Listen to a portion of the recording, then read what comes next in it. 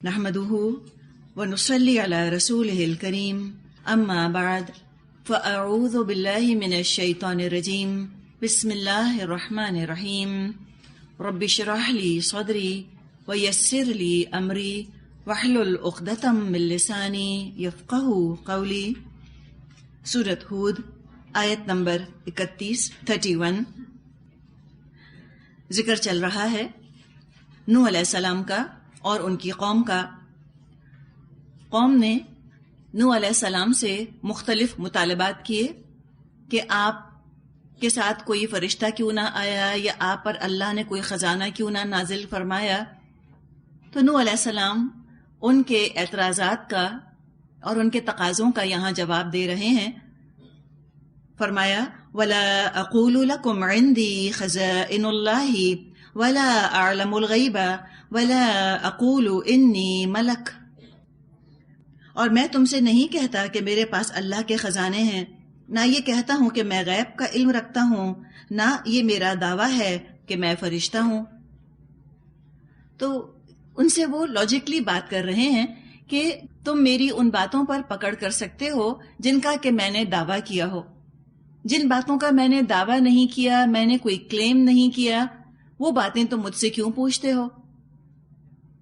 اور دوسری بات یہ کہ انبیاء کے بھیجے جانے کا مقصد تو یہ ہوتا ہے کہ لوگوں کو اس دنیا کے جنجال سے نکالیں۔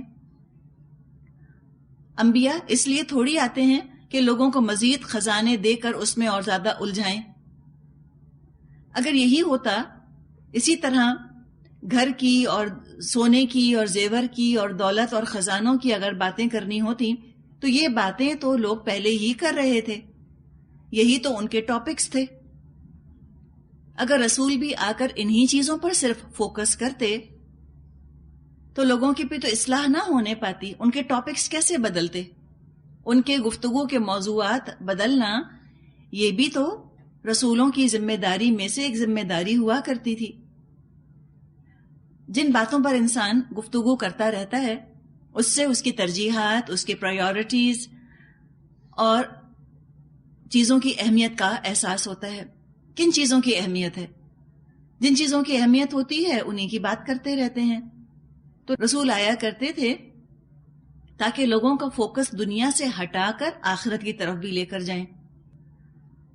اور دوسری بات یہ جو نوح علیہ السلام نے فرمائی کہ میں نے تو تم سے کبھی نہیں کہا کہ مجھے غیب کا علم ہے، میں نے تو یہ دعویٰ نہیں کیا۔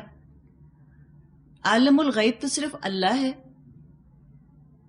کسی رسول کو یہ اختیار نہیں ہوتا تھا کہ جس غیب کے بارے میں چاہیں علم حاصل کر لیں۔ رسولوں کے پاس صرف اتنا غیب ہوا کرتا تھا، انسین کا اتنا علم، اتنی نالج ہوا کرتی تھی جتنی کہ اللہ بتا دے۔ تو رسولوں کے پاس علم الغیب نہیں ہوا کرتا تھا بلکہ انباء الغیب ہوا کرتی تھیں۔ غیب کا علم نہیں تھا، ان کے پاس غیب کی خبریں آتی تھیں، یعنی اللہ جو چاہتا ان کو خبر دے دیا کرتا۔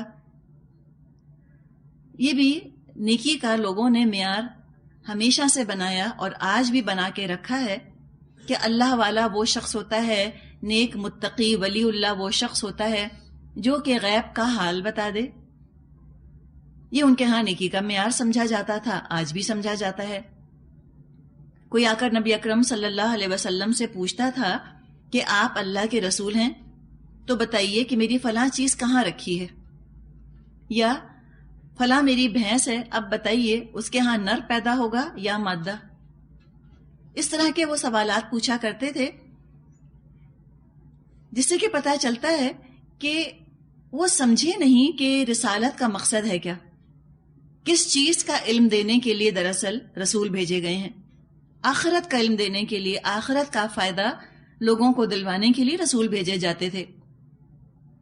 تو یہاں پر نوح علیہ السلام نے بات فرمائی کہ میں نے تو کبھی دعویٰ نہیں کیا کہ میں غیب کا علم رکھتا ہوں یا یہ کہ میں کوئی فرشتہ ہوں۔ وَلَا أَقُولُ لِلَّذِينَ تَزْدَرِي أَعْيُنُكُمْ لَن يُؤْتِيَهُمُ اللَّهُ خَيْرًا اللَّهُ أَعْلَمُ بِمَا فِي أَنفُسِهِمْ إِنِّي إِذًا لَّمِنَ الظَّالِمِينَ، اور یہ بھی میں نہیں کہہ سکتا جن لوگوں کو تمہاری آنکھیں حقارت سے دیکھتی ہیں، انہیں اللہ نے کوئی بھلائی نہیں دی، ان کے نفس کا حال اللہ ہی بہتر جانتا ہے، اگر میں ایسا کہوں تو ظالم ہوں گا۔ یہ نظر کی بات آپ دیکھیں، بات کی گئی ہے نظر کی یہاں پر۔ پہلے بھی ہم نے بات کی کہ وہ بادیہ رائی سے چیزوں کو دیکھا کرتے تھے۔ اپیرنٹلی بظاہر جو نظر آ گیا، سپرفیشلی اوپر سے جو چیز نظر آ گئی اسی سے متاثر ہو گئے۔ تدبر کی عادت نہیں ہوتی عام طور پہ لوگوں کو، گہرائی میں جا کر کسی کو دیکھنے کی عادت نہیں ہوتی۔ تو یہاں بھی جو بات بیان فرمائی ہے نوح علیہ السلام نے کہ تزدری اعینکم، تمہاری آنکھیں ان کو حقارت سے دیکھتی ہیں۔ کل بھی ہم نے آپ کو یاد ہوگا کہ بات کی تھی کہ ایک انداز ہوتا ہے دیکھنے کا، باڈی لینگویج سے وہ دوسرے کو یہ احساس دلاتے تھے کہ ہم تمہیں گھٹیا اور ہم تمہیں حقیر سمجھتے ہیں۔ جس انداز سے تم دیکھ رہے ہو ان غریبوں کو، اس سے پتا چلتا ہے کہ تم ان کو گھٹیا سمجھتے ہو۔ یہ انداز بھی اللہ کو پسند نہیں کہ کسی کی غربت کی وجہ سے اس کے ساتھ کانڈیسینڈنگ ایٹیٹیوڈ رکھا جائے یا اس کے ساتھ حقارت کا سلوک رکھا جائے۔ آپ کے خیال میں ہمارے معاشرے میں ایسا ہوتا ہے؟ ہم کہیں کہ ہم تو اتنی زکوٰۃ دیتے ہیں غریبوں کو، وہ آتے ہیں تو ہم ان کو تو کھانا بھی دیتے ہیں۔ دینا اور چیز ہے، سلوک کیسا کرتے ہیں یہ بتائیے؟ کیا اس کے اندر یہ احساس ہوتا ہے ان کو کہ یہ ہمیں برا سمجھ رہے ہیں، یہ حقیر یا گھٹیا سمجھ رہے ہیں؟ احساس ان کو ہو جاتا ہے نا انداز سے ہمارے۔ اس انداز سے بچنے کی ضرورت ہے۔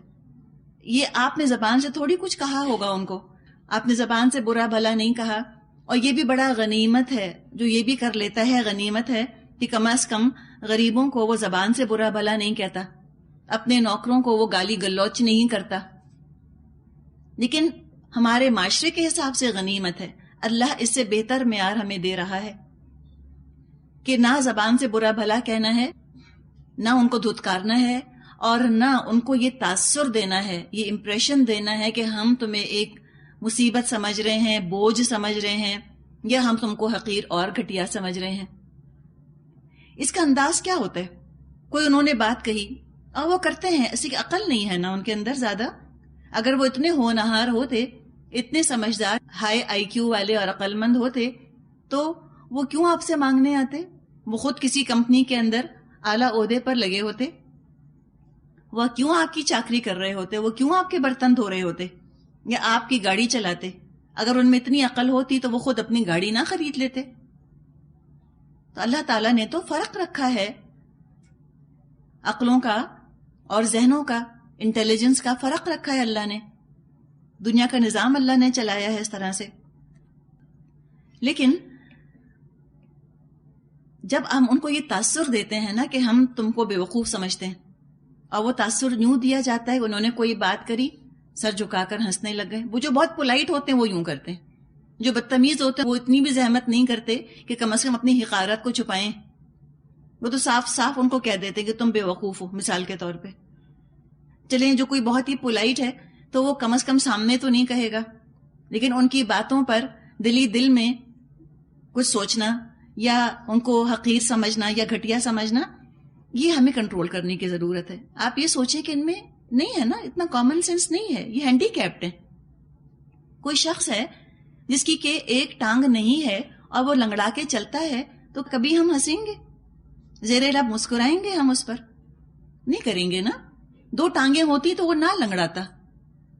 اسی طرح بعض لوگ ذہنی طور پہ ہینڈی کیپڈ ہوتے ہیں، عقل نہیں ہوتی، ان کو سلیقہ نہیں آتا بات کرنے کا، بے موقع بات کہہ دیتے ہیں۔ وہ روڈ بننا نہیں چاہ رہے ہوتے، وہ آپ پر اعتراض کرنے کی نیت سے نہیں آتے، ان کے اندر فنس نہیں ہے، ایٹیکیٹس نہیں ہیں۔ اس لیے نہیں ہے کہ کسی نے سکھائی نہیں ان کو، کسی نے بتایا نہیں ان کو۔ ایٹیکیٹس وغیرہ تو وہ سکھاتا ہے نا جسے خود آتے ہوں، ان کو نہیں سکھائے گئے۔ ہاں، آپ ان کی تربیت ضرور کیجئے، اپنے نوکروں کی یا اپنے ماتحتوں کی۔ ان کی کسی قصور کی وجہ سے، ان کی کسی کمی کی وجہ سے ان کو دھتکار کر اپنے سے پرے مت کر دیجئے۔ آپ سکھائیے ان کو، آپ بتائیے ان کو، اگر آپ عزت چاہتی ہیں آپ ان کو عزت دیجئے. تو یہ تزدری اعینکم بہت خوبصورت الفاظ ہیں. الفاظ کی بات یہاں پہ یہ نہیں کہا کہ تم ان کو گھٹیا کہتے ہو. تمہاری آنکھیں ان کو حقیر سمجھتی ہیں. تم جس طرح ان کو دیکھتے ہو، جو تمہارے چہرے کا تاثر ہوتا ہے، جو تمہاری باڈی لینگویج ہوتی ہے، اس سے پتہ چل رہا ہوتا ہے کہ تم کو ان کا یہاں پر آ کر بیٹھنا اچھا نہیں لگ رہا، یا تم ان کو گھٹیا سمجھتے ہو. چھوٹی سی مثال کے طور پہ آپ بیٹھی ہیں کسی ڈاکٹر کے ویٹنگ لاؤنج میں.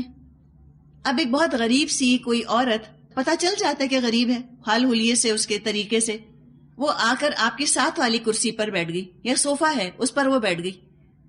باڈی لینگویج سے کیسے احساس دلائیں گے کہ ہم کو تمہارا یہاں بیٹھنا اچھا نہیں لگا؟ اٹھ جائیں گے یا ذرا سا کھسک جانا، ایک طرف تھوڑا سا دور ہو جانا اس سے. یہ انداز کیا ہے؟ یہ تزدری اعینکم والا انداز ہے کہ آپ نے اس کو احساس دلا دیا کہ تمہاری غربت کی وجہ سے میں تم سے نفرت کرتی ہوں. سمجھ آئی آپ کو بات؟ کوئی بیٹھا ہے بہترین کپڑے پہن کے گندی زبان استعمال کر رہا ہے، تب تو کوئی نہیں کہہ سکتا ان کے پاس سے. یا جہازوں میں بیٹھے ہوتے ہیں اور ساتھ کی سیٹ والا شراب پی رہا ہوتا ہے تو کوئی نہیں کہہ سکتا وہاں سے. لیکن اگر کوئی غریب نظر آ جائے تو ہم نہیں پسند کرتے کہ ہم اس کے ساتھ نظر آئیں. اور جو بہت اسٹیٹس کانشیس ہوتے ہیں وہ تو نہیں چاہتے کہ ایسی کمپنی میں دیکھے جائیں جو ان کی شایان شان نہ ہو.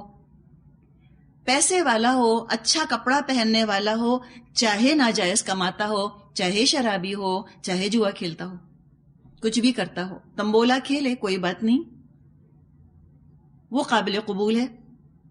لیکن غریب ہے، ماسی ہے، نمازی ہے، پرہیزگار ہے، وہ پسند نہیں غربت کی وجہ سے. سیویئر ڈسکریج کیا ہے اسلام نے اس رویے کو. اسلام نہیں پسند کرتا کہ اس طرح معاشرے کی تقسیم ہو، ہیوز اور ہیو ناٹس کے درمیان اس طرح تقسیم ہو جائے. جو یہ کام کرتا ہے وہ دراصل کیا ہے؟ پیرنٹ کو دیکھ رہا ہے نا، بظاہر کسی کی حالت دیکھ رہا ہے، وہ جیبیں دیکھ رہا ہے، اور اس کو نہیں پتا کہ میری آنکھیں جس کو حقیر سمجھ رہی ہیں، پتہ نہیں البصیر کی نظر میں وہ کتنا قیمتی ہے، کتنا اعلیٰ ہے، اللہ کی نظر میں اس کا کیا مقام ہے. تو یہی بات نوح علیہ السلام نے یہاں فرمائی کہ تم جس نظر سے ان کو دیکھتے ہو اس نظر سے میں نہیں ان کو دیکھتا. اصل خیر، اصل بھلائی، اصل ویلیو تو دراصل نیک اعمال کی ہے، اچھے اخلاق کی ہے اور ایمان کی ہے. اور یہ چیزیں ان کے پاس کافی مقدار میں موجود ہیں جو میرے پاس جمع ہیں. اللہ والے لوگ غریب ہیں تو کیا ہوا، مومن تو ہیں. اور حقیقت یہ ہے کہ دیکھا جائے تو مال کے اعتبار سے بھی بڑے پیسے والے ہیں. جو سودا ان بظاہر غریبوں نے کیا ہے اپنے رب کے ساتھ، اس تجارت نے، اس ٹریڈ نے تو ان کو مالا مال کر دیا ہے. یہ تو جنت میں سونے چاندی میں کھیل رہے ہوں گے، یہ تو جنت میں اعلیٰ مقام رکھیں گے، ان کے تو آگے پیچھے نوکر گھواں کریں گے. کیا ان کے لباس ہوں گے اور کیا ان کے زیورات ہوں گے. یہ اپنے نیک اعمال سے وہ سٹیٹس خرید رہے ہیں کہ جو کہ خریدنے والوں کو خریدنے کی کوشش کرنی چاہیے. تو فرمایا کہ اللہ زیادہ جانتا ہے جو ان کے اپنے نفسوں کے اندر ہیں. تم ظاہری دولت دیکھتے ہو، اللہ باطنی خلوص دیکھتا ہے. تم لوگوں کے ہاتھ دیکھتے ہو، اللہ دل دیکھتا ہے. تم ظاہری زیب و زینت دیکھتے ہو، ظاہری خوبصورتی دیکھتے ہو، اللہ اعمال کی خوبصورتی دیکھتا ہے. تو یہ دعا کرنی چاہیے انسان کو، اس ایمان کو میرے دل کی زینت بنا دے. زیننا فی الایمان، اللہ ہمارے دلوں کو مزین کر دے ایمان سے. اب جب یہ ساری باتیں ہو گئیں، نوح علیہ السلام نے بہت مناسب جواب قوم کو دے دیا. تو قوم نے کہا، آیت 32، قالوا یا نوح قد جادلتنا فاکثرت جدالنا فاتنا بما تعدنا ان كنت من الصادقین. آخرکار ان لوگوں نے کہا، اے نوح تم نے ہم سے بحث کی اور بہت تم نے ہم سے بحث کی، اب تو بس وہ عذاب لے آؤ جس کی تم ہم کو دھمکی دیتے ہو. جب لاجک کے میدان میں قوم ہار گئی، بحث میں پسپا ہو گئی، کوئی لاجک ان کے پاس نہیں بچا، تو انہوں نے کہا نوح علیہ السلام سے کہ بھئی نوح تم جھگڑتے بہت ہو. سمجھانے کو انہوں نے بحث کا نام دے دیا. ہم دنیا میں بھی دیکھتے ہیں، اپنے گھروں میں ایک ماں ہے، اپنے بچے کو ایک بات بار بار سمجھاتی ہے، ایک بات بار بار بتاتی ہے، بچہ نہیں سمجھتا، اور جب ماں بار بار کہتی ہے وہی بات تو کہتے ہیں کہ امائیں تو نیک کرتی ہیں، یہ کہتے ہیں نا، تو یہی انداز ہے، کہا کہ بھئی نو تم نیک بہت کرتے ہو، ایک ہی بات کہے جاتے ہو، ایک ہی بات کہے جاتے ہو۔ ایک اور بات ہمیں یہاں پتہ چلی کہ ہر مومن کے پاس اتنا علم اپنے دین کا ضرور ہونا چاہیے کہ وہ لوگوں کی کٹ حجتی کا کنونسنگ معقول جواب دے سکے۔ ہوتا کیا ہے، جب انسان کے پاس علم نہیں ہوتا تو اس کو جواب دینا نہیں آتا، اور جب جواب نہیں آتا تو غصہ اور جھنجھلاہٹ طاری ہوتی ہے، اور بعض دفعہ ایسا رویہ اختیار کر لیتے ہیں جو ایک دعوت دینے والے کی شان، اس کے مقام کے خلاف ہوتا ہے۔ اچھا، جواب دینے کے اندر ایک انداز ہوتا ہے سپیریورٹی کا، وہ جھٹک کر جواب دینا جیسے ہم کہتے ہیں نا، کوئی بات آپ کی ہو رہی ہے، اپنے خاندان ہی کو ذہن میں لے آئیے، کوئی بات ہے، خاندان والے آپ پر دباؤ ڈال رہے ہیں کسی غلط کام کے لیے، آپ ان کے دباؤ میں آنا نہیں چاہتی، آپ انہیں قائل کرنا چاہتی ہیں صحیح بات پر، علم بھی آپ کے پاس ہے۔ اب اگر یہ نیا نیا علم ہے تو یہ بہت روکھا، بہت کڑک علم ہوگا آپ کا، یہ مجبوری ہے انسان کی۔ جیسے آپ کے پاس پارے ہیں، چونکہ پارے آپ کے نئے ہیں، جب آپ پیچ پلٹتی ہیں تو بہت زور کی آواز آتی ہے نا، کڑک، پیچ بہت کڑک ہے نا، ابھی یہ نرم کب پڑیں گے؟ جب آپ پڑھتی رہیں گی بار بار تو پیجز بالکل سافٹ ہو جائیں گے۔ تو یوں سمجھے کہ ایک ہینڈی کیپ ہے بیچارے اس انسان کا جس کے پاس نیا نیا علم آیا ہے۔ جب نیا علم آتا ہے نا تو وہ بڑا کڑکتا ہوا ہوتا ہے، کڑکدار علم ہوتا ہے، کھڑکتا بہت زیادہ ہے، اکڑتا بھی بہت زیادہ ہے۔ لیکن جب وہ علم انسان کے اندر جذب ہوتا جاتا ہے، انسان اس علم پر عمل کرتا جاتا ہے، تو کثرت استعمال سے اس علم کے اندر نرمی آ جاتی ہے، اس کی کڑک کم ہو جاتی ہے، کڑک ختم ہو جاتی ہے، اکڑ نہیں رہتی۔ تو ایک حد تک تو یہ ہینڈی کیپ ہے، لیکن جس کے پاس نیا نیا علم آیا ہے وہ کیا کرے؟ وہ کوشش کرے کہ وہ تڑخ کر لوگوں کو جواب نہ دے، اکھڑ پنے سے بات نہ کرے، ایٹیٹیوڈ نہ ہو اس کا، کہ سننے والے کو یہ احساس ہو کہ اچھا یہ بڑی عالمہ آ گئی ہیں، یہ ہمیں گھٹیا سمجھتی ہیں۔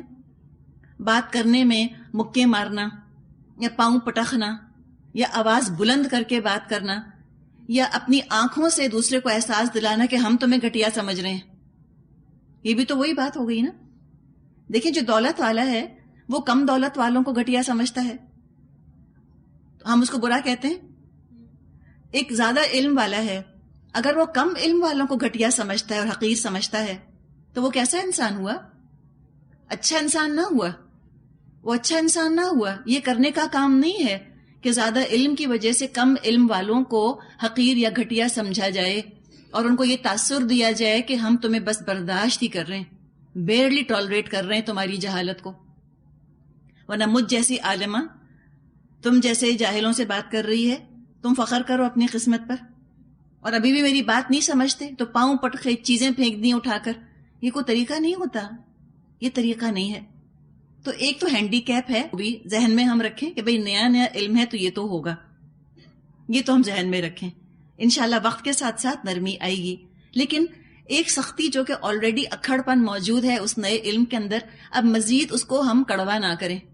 ہم کہتے ہیں نا، ایک تو کڑوا کریلا اوپر سے نیم چڑھا، نیا علم ویسے ہی بڑا اکھڑ ہوتا ہے، اور نئے علم کو مزید اپنے رویے سے مزید سخت اور کرخت کر دینا، یہ طریقہ اچھا نہیں ہے۔ اس سے ہر ممکن انسان کو بچنے کی کوشش کرنی چاہیے۔ نوح علیہ السلام کا طریقہ آپ دیکھیں، کتنی نرمی سے بات کرتے ہیں نا، یا قومی، اے میری قوم، یا قومی، اے میری قوم، نہ غصہ، نہ جھنجھلاہٹ، نہ پاؤں پٹخنا، نہ مکے مارنا، کچھ بھی نہیں، نہ آواز بلند کرنا۔ آواز کا بلند کرنا اور تیوری کا چڑھانا یہ بھی کمزوری کی علامت ہے۔ جب انسان کو لگتا ہے کہ میں الفاظ سے دوسرے کو قائل نہیں کر پا رہا تو الفاظ کی کمزوری کو آواز کی بلندی سے کمپنسیٹ کرنے کی کوشش کرتے ہیں۔ بلند آواز سے کوئی قائل نہیں ہوتا، سوچنا یہ ہے کہ میں اس کو چپ کرانا چاہ رہی ہوں یا قائل کرنا چاہ رہی ہوں۔ اکثر جس کے پاس نیا علم ہوتا ہے وہ دوسرے کو چپ کرانا چاہتا ہے کہ میں چپ کرا دوں. جب اگلے کو آپ چپ کرانا چاہیں گے بات کرنے کا انداز مختلف ہوگا, اس میں تلخی ہوگی, روڈنس ہوگی, اکھڑ پن ہوگا, غرور ہوگا بات کرنے میں. اس لیے کہ علم والے کو احساس ہوتا ہے کہ میرے پاس اتنا علم ہے کہ میں اس کو چپ کرا دوں. اگلا چپ ہو جائے گا, قائل نہیں ہوگا, کنونس نہیں ہوگا. اگر آپ یہ چاہتی ہیں کہ میں اس کو قائل کروں, چپ کرانا مقصد نہیں ہے, قائل کرنا مقصد ہے نا. آپ چاہتی ہیں اس کو سمجھ آ جائے, یہ سمجھ جائے, یہ بچ جائے, اس کا بھلا ہو جائے, تو بات کرنے کے انداز میں فرق ہوگا. اس میں نرمی ہوگی, اس میں خلوص ہوگا, اس میں خیر خواہی ہوگی. یہ تو ہم نے بات کی علم کی. جب علم نہیں ہوتا, ہم نے کیا کہا کہ اگر نیا نیا علم ہے اور علم پہ تھوڑا تکبر ہے تو بات کرنے میں تلخی ہوگی نا, سرکیزم ہوگا, طنزی انداز ہوگا, تحقیر ہوگی بات کرنے میں. اوہو اچھا یہ بھی نہیں پتا آپ لوگوں کو, یہ انداز ہوتا ہے نا پھر بات کرنے کا. کسی نے نہیں سمجھایا آپ کو, یہ طریقہ ہوتا ہے. پڑھا ہی نہیں نا آپ لوگوں نے قرآن. یہ ٹون شرل ٹون ہوتی ہے نا, آواز گندی سی آواز نکلتی ہے انسان کی, اس لیے کہ اس کو اریٹیشن ہوتا ہے نا اندر سے. تب آپ سوچیں کہ آپ کسی کو اریٹیٹ کرتے رہیں اور پھر کوئی بات اس کو بتاتے رہیں تو وہ بات آپ کی سنے گا؟ مثال کے طور پہ آپ ایک چھری لے کر کسی کے سکن کے اوپر ایسے ایسے کرتے رہیں اور آپ اس کو پھر ہمدردی کی بات بھی بتاتے رہیں, وہ سنے گا؟ ہمارا علم کے ساتھ یہ ایٹیٹیوڈ ہوتا ہے. ہم ایک ساتھ بیک وقت سائملٹینیسلی اریٹیٹ کر رہے ہوتے ہیں اور سائملٹینیسلی دین کی بات بتا رہے ہوتے ہیں. وہ نہیں سنتا ہماری بات. آپ کو سمجھ آئی؟ اتنی لمبی کہانی سنائی ہے آپ لوگوں کو ساری. ایک ریئل لائف سچویشن ہے نا جو آپ کے سامنے رکھی جائے, اس لیے کہ ہم سب نیا نیا علم حاصل کر رہے ہیں, ہم سب یہ غلطیاں کرتے ہیں, تو ہم اپنے آپ کو سنا رہے ہیں کہ ہم ان غلطیوں سے بچیں. علم کے ساتھ ہم یہ نہ سوچیں کہ علم آ گیا اب کافی ہے. علم آ جانا ایک چیز ہے, علم کا استعمال بالکل دوسری چیز ہے. کسی نے کہا ہے 1 من علم استعمال کرنے کے لیے 10 من عقل ہونی چاہیے.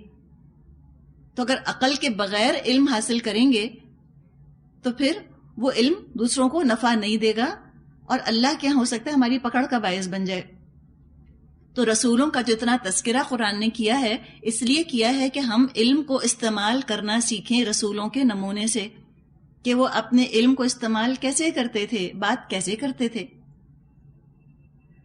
یہ تو ہم نے بات کی علم کی. اگر علم نہیں ہے تو غصہ آتا ہے, جھنجھلاتا ہے انسان, اور یہ چیز بھی دعوت دینے والے کے مقام کے خلاف ہے, اس کی شان کے خلاف ہے.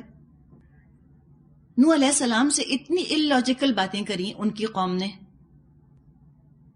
لیکن نوح علیہ السلام نے غصے کا اظہار نہیں کیا, جھنجھلاہٹ کا اظہار نہیں کیا. علم اس وقت فائدہ دیتا ہے جب انسان کے اندر صبر کی صفت پروان چڑھنا شروع ہو. بغیر صبر کے علم قاتل ہے, بغیر صبر کے علم قاتل ہے, اور صبر کے ساتھ علم شفا دینے والا ہے. تو قوم نے نوح علیہ السلام پر یہ الزام لگا دیا کہ آپ تو بس بحث بہت کرتے ہیں.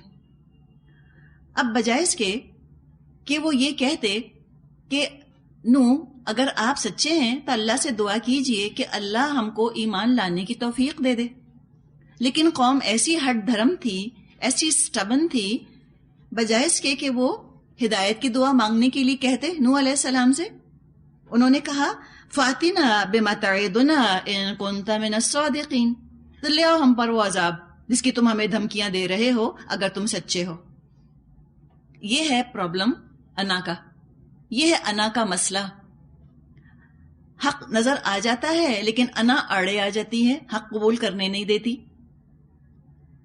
سورہ بقرہ میں ہم نے پڑھا تھا کسی شخص کے بارے میں کہ جس کے سامنے حق مبرہن ہو گیا ہے, حق واضح ہو گیا ہے, لیکن کیا ہوا؟ اخذتہ العزت بالاثم, اس کی جھوٹی انا نے, اس کے ایگو نے اس کو گناہ پر جما دیا. تو فرمایا تھا اللہ تعالیٰ نے اس کے لیے فحسبہ جہنم, تو کافی ہے اس کے لیے جہنم. تو یہاں انہوں نے کہا کہ تم عذاب لے آؤ اگر تم سچے ہو. آگے فرمایا آیت 33-34 قال انما یأتیکم بہ اللہ ان شاء وما انتم بمعجزین ولا ينفعكم نصحي ان اردت ان انصح لكم ان كان الله يريد ان يغويكم هو ربكم والیہ ترجعون. نوح علیہ السلام نے جواب دیا وہ تو اللہ ہی لائے گا اگر چاہے گا، ورنہ تم اتنا بلبوتا نہیں رکھتے کہ اس کو روک دو. اب اگر میں تمہاری کچھ خیر خواہی بھی کرنا چاہوں تو میری خیر خواہی تمہیں کچھ فائدہ نہیں دے سکتی، جبکہ اللہ ہی نے تمہیں بھٹکانے کا ارادہ کر لیا ہو. وہی تمہارا رب ہے اور اسی کی طرف تم کو پلٹنا ہے. اللہ کا قانون یہاں بیان ہو گیا کہ اللہ زبردستی ہدایت نہیں دیتا. بات کتنی پیاری ہے. ہوا ربکم، وہ تمہارا رب ہے، تمہارا پالنہار، پروردگار، تمہارا خالق، تمہارا مالک، تم کو تربیت دینے والا، پروان چڑھانے والا، تمہارا نریشر ہے، تمہارا چیریشر ہے، تمہارا سسٹینر، تمہارا مینٹینر ہے. جب اسی نے یہ فیصلہ کر لیا ہے کہ تم کو وہ گمراہ کرے گا تو اب کوئی کیا کر سکتا ہے؟ تو سوچنے کی بات یہ ہے کہ کیا اللہ اس طرح لوگوں کے لیے فیصلے کر دیتا ہے کہ بس اب میں اس کو گمراہ کر رہا ہوں؟ یہ چیز تو کسی عام انسان کو بھی زیب نہیں دیتی کہ وہ کسی مخلص انسان کو زبردستی نقصان میں ڈالنا چاہے. تو کہاں یہ اللہ کو زیب دے گی؟ اللہ کی تو شایان شان یہ بات نہیں ہے کہ اللہ زبردستی لوگوں کو گمراہ کر دے. تو جیسے یہ چیز اللہ کی شایان شان نہیں کہ وہ لوگوں کو زبردستی گمراہ کرے، اسی طرح یہ بات بھی اللہ کی شایان شان نہیں ہے کہ وہ لوگوں کو زبردستی ہدایت دے. کیوں دے زبردستی؟ اس کے لیے تو طلب ضروری ہے. جو چاہے گا اس کو ملے گی، جو اپنے لیے چاہے گا اللہ بھی اس کے لیے چاہے گا، جو اپنے لیے نہیں چاہے گا اللہ بھی اس کے لیے نہیں چاہے گا. اب پھر بات یہی ہے کہ اس طرح کی آیات جو ہیں کہ ان کان اللہ یرید ان یغویکم، یہ آیات نہ ماننے والوں کے لیے فتنہ بن جاتی ہیں.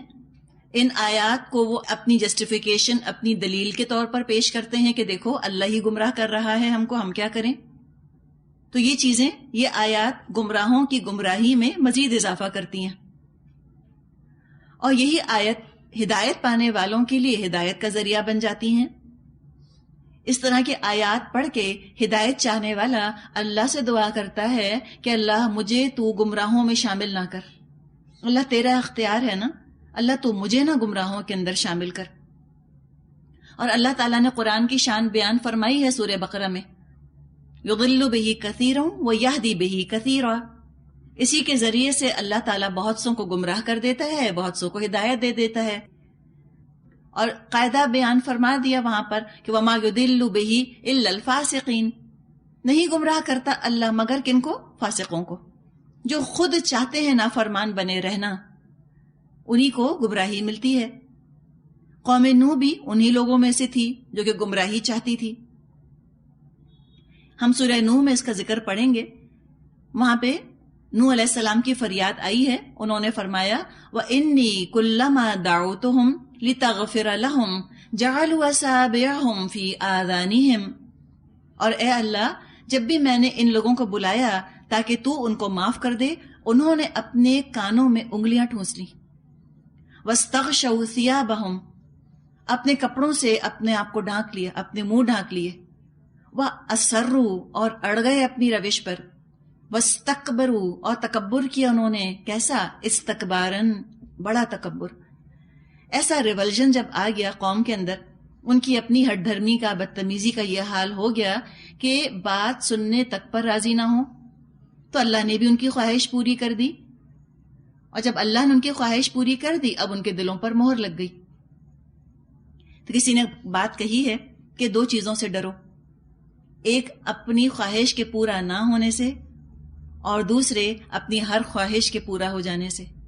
بعض دفعہ اپنی خواہش انسان کی اپنی قبر بن جاتی ہے نا، اس کے اپنے نقصان کا سبب بن جاتی ہے. قوم نوح کی یہ خواہش ان کی تباہی، ان کی بربادی بن گئی. ان کی یہ خواہش پوری ہو گئی. آگے فرمایا آیت نمبر 35. یہاں پر مفسرین کا خیال ہے کہ اس آیت میں خطاب جو ہے وہ نبی اکرم صلی اللہ علیہ وسلم سے ہے. ام یقولون افطراہ، قل ان افتریتہ فعلی اجرامی وانا بریء مما تجرمون. اے محمد صلی اللہ علیہ وسلم، کیا یہ لوگ کہتے ہیں کہ اس شخص نے یہ سب کچھ خود گھڑ لیا ہے؟ ان سے کہو اگر میں نے یہ خود گھڑا ہے تو مجھ پر اپنے جرم کی ذمہ داری ہے، اور جو جرم تم کر رہے ہو اس کی ذمہ داری سے میں بری ہوں.